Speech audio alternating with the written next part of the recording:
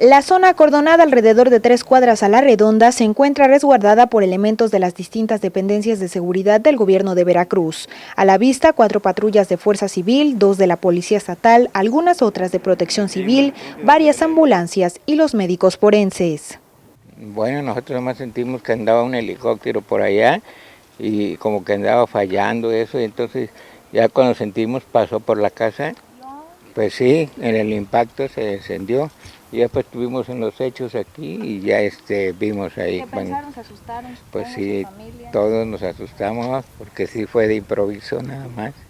El estruendo que provocó el desplome de un helicóptero propiedad de gobierno del estado, causando la muerte de sus 2 tripulantes identificados como los capitanes Fausto Calderón y David Barrera, quedará en la memoria de los habitantes de la localidad de Dos Ríos, municipio de Emiliano Zapata. Solamente escuché un ruido extraño y de repente vimos, escuchamos la explosión y las llamas. No supimos hasta que ya salimos y la gente empezó a decir que se había caído un helicóptero. Me mantuve a distancia, obviamente no me acerqué y empezaron, yo nada más a mí me preocupaba pues que llegaran los bomberos, ¿no? Había gente que tenía como que la crisis nerviosa y demás.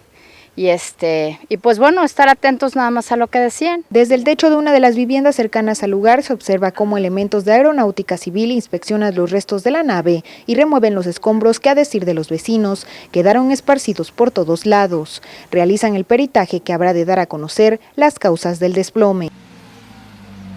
En la cámara, Donashi Suárez reportó Elena Anel.